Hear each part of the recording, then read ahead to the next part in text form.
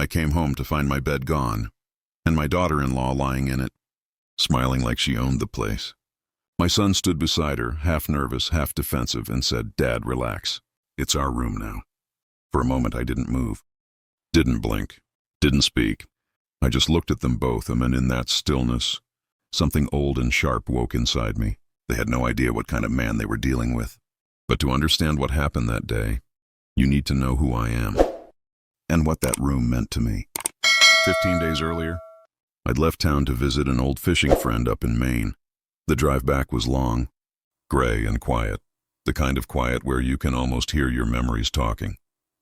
I'd spent half my life in that house, raising my son, burying my wife, and rebuilding everything she and I ever dreamed of. When Eleanor passed, the house nearly died with her. Every corner still smelled like her vanilla soap. Every breeze carried her laughter. She always said, "Liam, promise me one thing. Make it feel like home even when I'm gone." So I did. I rebuilt every wall with my own hands, repainted the kitchen, polished the porch swing she loved. Every nail, every tile, every beam carried a piece of her. 3 years ago, my son Caleb moved back home with his wife Brianna. They said it was temporary. "Just until we get back on our feet, Dad." I didn't mind. The house was big, and truth be told, I missed hearing footsteps in the hallway again. At first, it was peaceful. Brianna helped in the kitchen sometimes, humming songs she'd learned from her mother. Caleb and I sat on the porch with cold beers, talking about old baseball games, camping trips, the time he fell into the lake and laughed until he couldn't breathe. For a while, I thought maybe this was what growing old gracefully felt like. Quiet mornings, familiar company, the comfort of family under one roof again. But little by little, things shifted. Brianna started changing the small things first. New curtains, new dishes, new furniture. Then it became bigger. She'd move things without asking. She'd say, "This place needs a modern touch, Liam." Caleb laughed along, told me, "Dad, you've had it the same way for 20 years. Let her freshen it up." So I let it go. I told myself, they're young. Let them feel at home. I didn't realize they'd soon forget whose home it actually was. The morning I came back, the house felt wrong the second I opened the door. No hum of the old clock, no smell of coffee, just silence.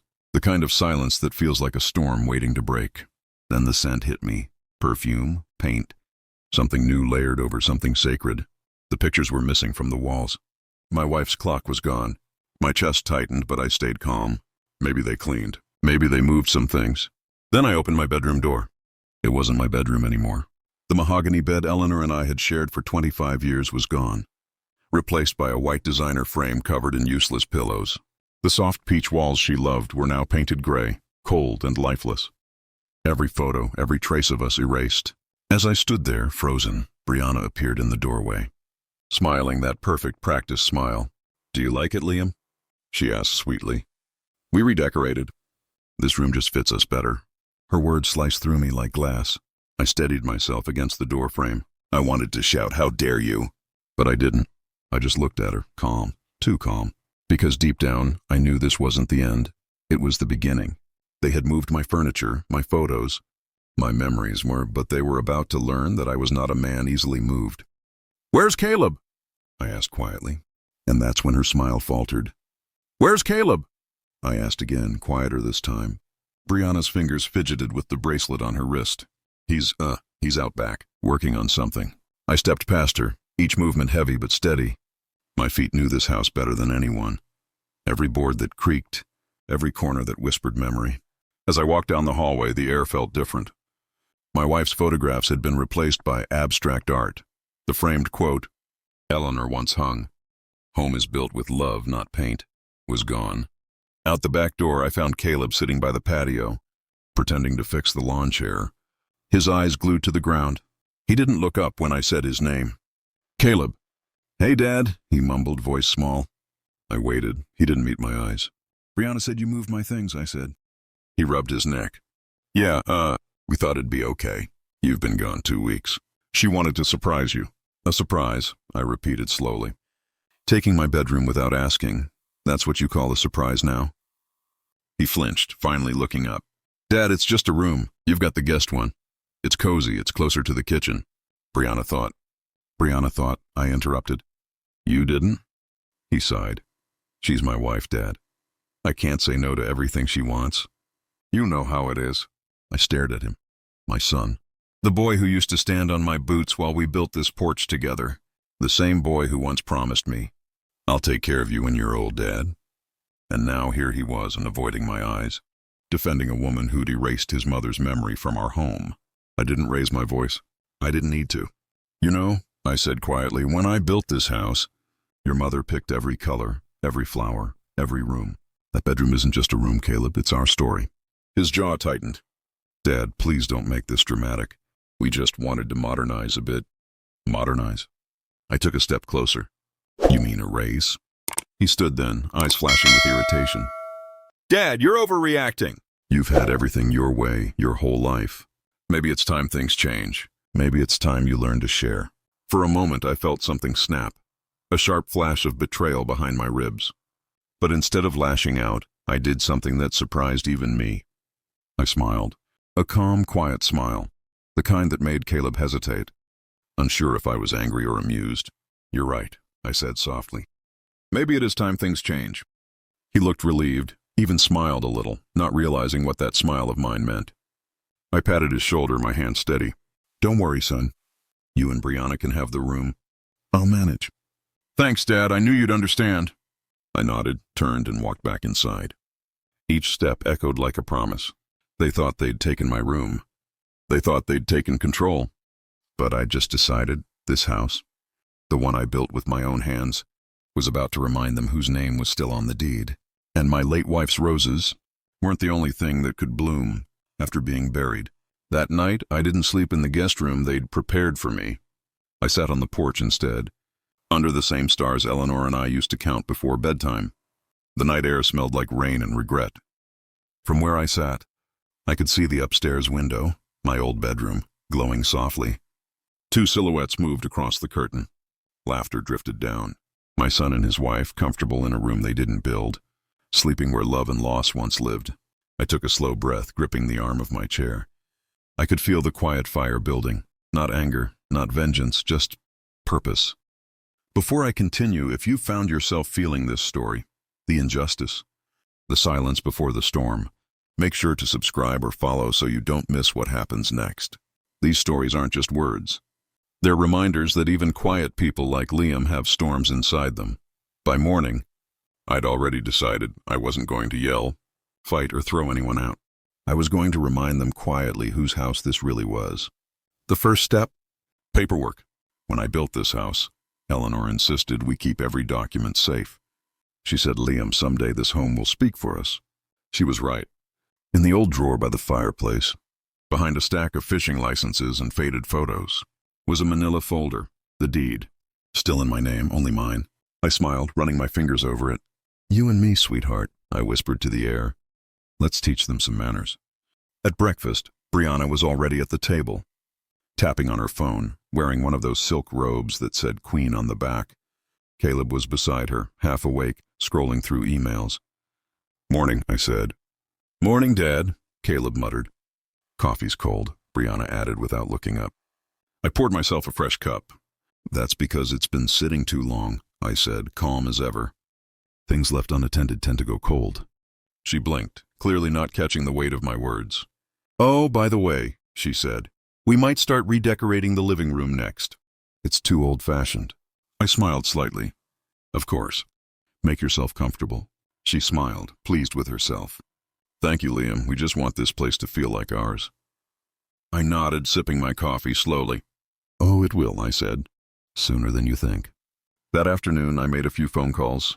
The local utilities company, the internet provider, the property tax office. Simple, quiet conversations. A few changes of account names. A few address updates. You'd be surprised how fast a house remembers who it belongs to when the bills stop being paid by the guests. By evening, I walked out to the rose garden. The flowers were struggling, overgrown, neglected. Eleanor used to tend to them every Sunday, humming under her breath. Dirt under her nails, sunlight in her hair. I knelt down and started trimming the thorns, feeling the sting with each snip. That garden had been ignored since Brianna decided her modern taste didn't include soil and patience. "Don't worry," I whispered. "We'll bring you back." Behind me, I heard Brianna's voice from the porch. "Oh, Liam, you're still out here?" Maybe you should let a gardener handle that. You're not as young as you used to be. I didn't even turn around. Maybe not, I said. But I still know how to take care of what's mine. There was silence for a moment. Then her voice, a bit sharper now. You make it sound like we're not family. I finally turned, meeting her eyes across the yard. Family? I said softly. Family doesn't move into your room while you're away. Her lips parted, but no words came out. I stood, wiped my hands, and walked past her. Slow, steady, silent. Because the thing about storms is, they don't announce themselves. They build quietly until the first lightning strike hits, and mine was just about ready. The next morning began like any other. Sunlight crept through the blinds, painting long, thin lines across the kitchen floor. I was already up, I always am, sitting at the table with my coffee, the same mug Eleanor once gave me on our 25th anniversary. It said built to last. Fitting, I thought.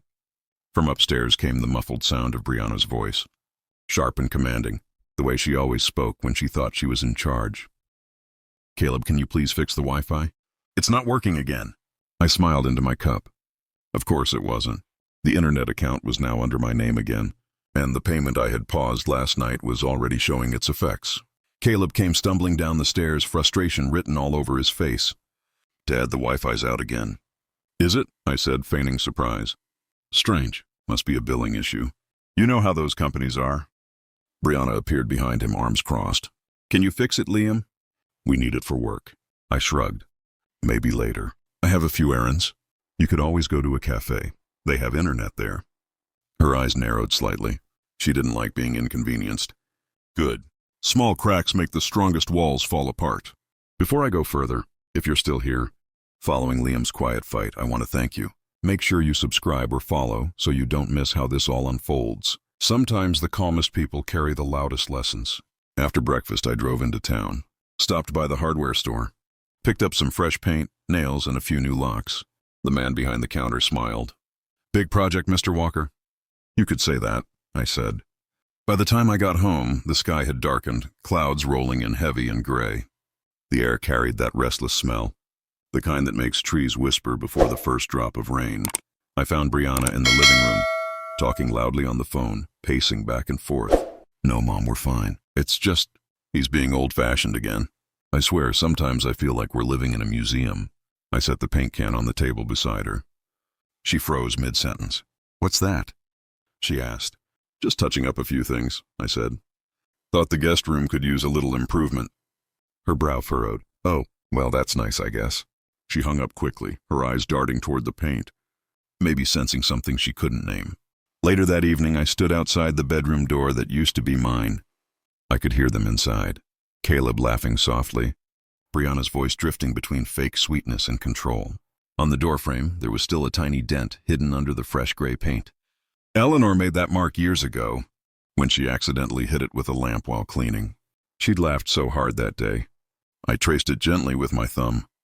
Even under layers of new paint, the memory was still there.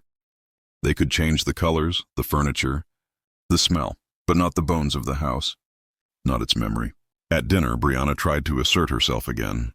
Liam, we've been thinking, she started. Maybe we could clear out that storage shed in the backyard. It's full of old things you don't use anymore. Old things. She meant Eleanor's things. I set my fork down slowly. What exactly do you plan to put there? Oh, maybe turn it into a home office, she said casually. You know, since the house feels a bit cluttered. I leaned back in my chair, nodding slightly. You're right. Things can get cluttered when you don't know what's worth keeping. Her smile faltered just a little, barely noticeable, but I caught it.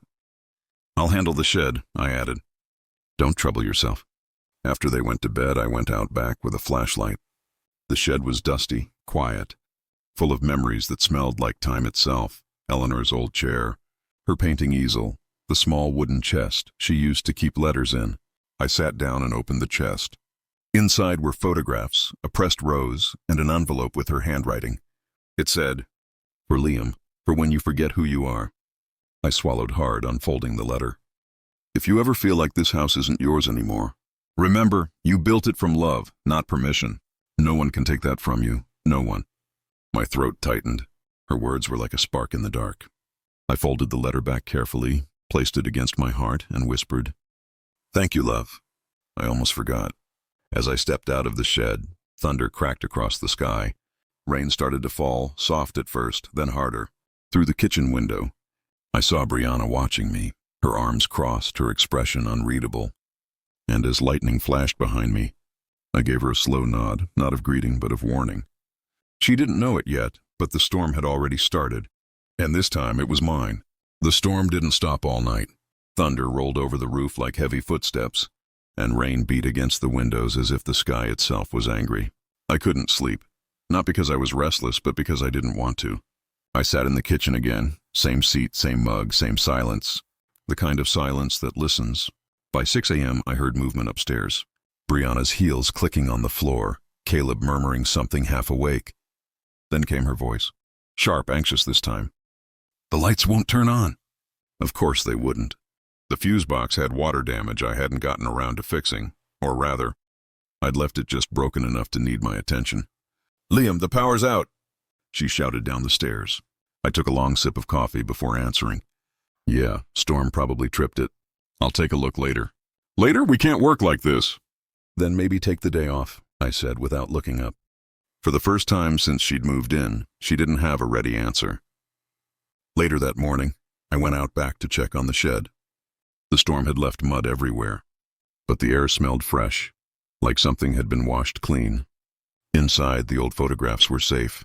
I picked one up, Eleanor smiling, holding a paintbrush, a streak of blue on her cheek. When I walked back inside, Brianna was sitting on the couch, scrolling on her phone with a frustrated expression. No Wi-Fi, no power, no coffee machine. "This is ridiculous," she muttered. I smiled politely. "You could always boil water on the stove. The gas is out too." "Oh?" I said, pretending to think. "Guess we'll have to manage without it for now." She stared at me, not angrily, but with that confused, unsettled look people get when they realize something is slipping from their control. That afternoon, Caleb came to me, hands in his pockets. "Dad, Brianna thinks maybe we should move into a rental while the house gets sorted. Just for a few weeks." I raised an eyebrow. "A rental? You want to leave your mother's house because of a little inconvenience?" He hesitated. "It's just, she says it doesn't feel like home." I set down my newspaper. "That's because it isn't her home, son. It never was." For a long moment he said nothing, just stood there, eyes flickering with something between guilt and confusion. Then he nodded quietly and left the room.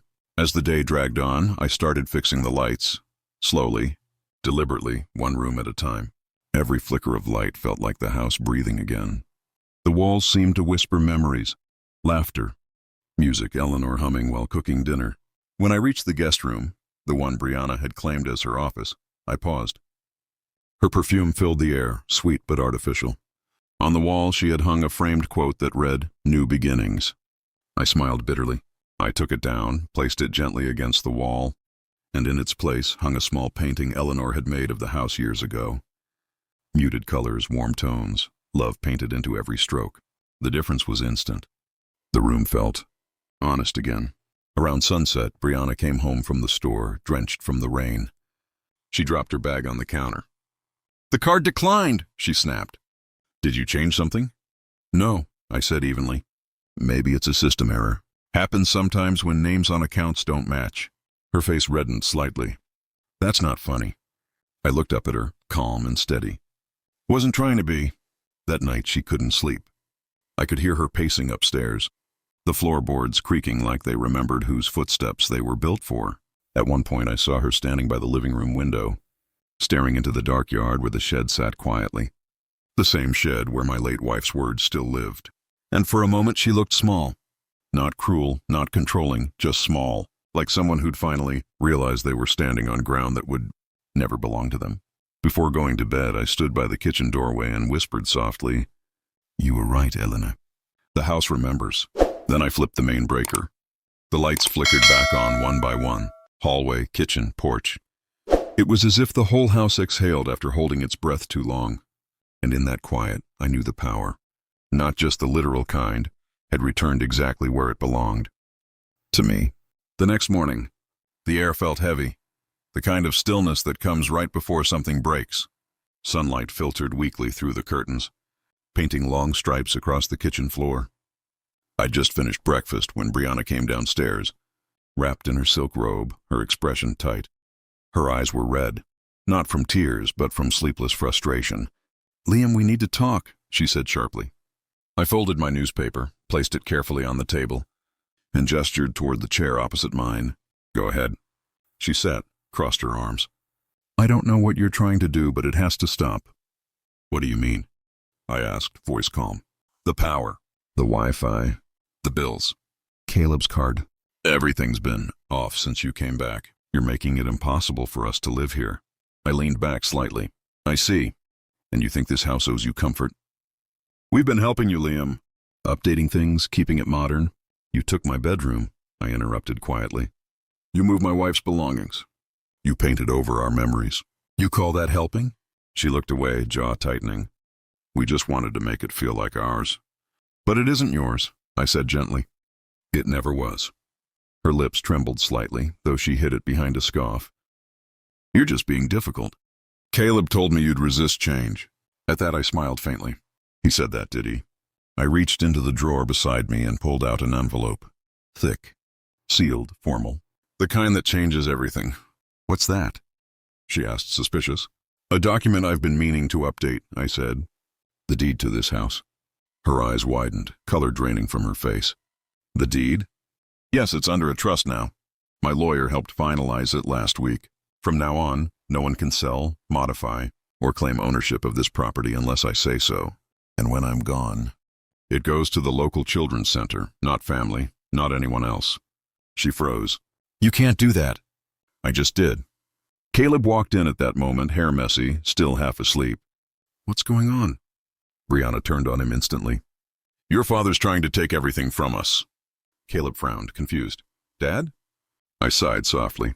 "No, son. I'm taking back what's mine. What's always been ours. Your mother's and mine. You were welcome here, both of you, until Respect left the room." He looked between us, torn. "Brianna, what is he talking about?" "He's exaggerating. He made me feel like a guest in my own home," she stammered. "It isn't your home," I said quietly, meeting Caleb's eyes. Something shifted in him then. Guilt, realization, maybe shame. He sat down slowly. "Dad, I didn't know she moved your things." "I swear I didn't." "You didn't ask," I said. "You never do." The silence that followed was thick enough to choke on. Outside, the storm clouds that had lingered for days began to break apart, a faint beam of sunlight cutting through. Brianna finally stood up, her voice cracking. "Fine, if you want us gone, just say it." I stood too, meeting her glare with calm steel. "I don't need to. The house already has." "That's ridiculous," she snapped, but her voice shook. "Listen," I said, stepping closer. "I'm not cruel. You and Caleb can stay until the weekend. After that, I want my home back, all of it. The walls, the memories, the peace." She clenched her fists, trembling with anger. "You'll regret this," she whispered. I gave her a long, steady look. "No, Brianna. I already regretted letting it get this far." That night, they argued upstairs, voices muffled but sharp. Caleb pleading, Brianna crying, the sound of drawers slamming. And through it all, I sat in the living room, sipping my tea, the clock ticking beside me, Eleanor's clock, now hanging proudly again. When the argument finally faded into quiet, I whispered, "Good night, sweetheart. The house is finally remembering us." The next few days passed. Slowly, a kind of calm after the storm that doesn't feel peaceful yet. Just quiet enough to hear your own thoughts. I didn't gloat, didn't throw them out. I simply went about my day, fixing what was broken, one thing at a time. The leaky faucet, the fence Eleanor loved, the porch swing that had stopped creaking after too many silent years. Every nail I hammered felt like a heartbeat returning to the home. By Friday morning, the house felt lighter, as if the walls themselves were breathing again. Boxes lined the hallway. Brianna's perfume was fainter now, replaced by the smell of rain-soaked wood and the coffee I'd brewed the old-fashioned way. She came downstairs, dressed neatly, suitcase in hand, but her eyes were tired, not just from exhaustion, but from defeat. "We're leaving," she said softly. "Good," I replied. There was no anger in my voice, just peace. Caleb followed behind her, carrying the last of their bags. He paused at the doorway, eyes darting to the living room, at the pictures I'd rehung, the restored clock, the folded quilt on the couch that Eleanor had made years ago. "Dad," he started, voice low. I waited. "I messed up," he said finally. I should have protected this place better. I let her take over things she had no right to. I nodded slowly. You can't lose yourself trying to make someone else comfortable, son. That's a lesson I learned too late. He looked down. I'll visit. Alone next time. You'll always be welcome here, Caleb, I said gently, as long as you remember whose walls these are. They drove off a few minutes later, the tires crunching down the gravel drive, the taillights glowing red against the gray morning mist. When the sound finally faded, I stood on the porch for a long while, listening to the wind moving through the trees. For the first time in months, the silence didn't feel heavy. It felt like home again. I spent the next week putting things back in their place. Repainted the walls the same soft peach Eleanor had loved. Brought the old bed back from the garage, polished the frame, replaced the worn sheets with new ones that still felt familiar. It wasn't just a room. It was a heartbeat returning to its rhythm. When I finally sat on the edge of that bed, the sun broke through the window, spilling light across the photographs on the wall. One of them caught my eye, Eleanor standing in the garden, her hand resting on my shoulder, both of us smiling at something we couldn't see anymore. We did it, sweetheart, I whispered. The house still remembers. That evening I sat on the porch swing, the one I'd fixed, watching the horizon fade into amber and blue. The air smelled like wet earth and roses, her roses. I could almost hear her humming from the kitchen, the sound threading through the twilight like a soft promise. It struck me then. The real revenge wasn't making them leave. It was keeping my peace, holding on to what was sacred when the world tried to rewrite it. And to anyone listening to this, maybe you felt the same. Maybe someone tried to take what wasn't theirs. Your peace, your place, your dignity. Remember this. You don't always have to fight loud to win. Sometimes the quietest stand speaks the loudest truth. So if my story meant something to you, if it reminded you of your own strength, subscribe, my friend. Not just to me, but to the belief that some things, like love, memory, and respect, never fade. No matter who tries to paint over them, because in the end, the house stayed.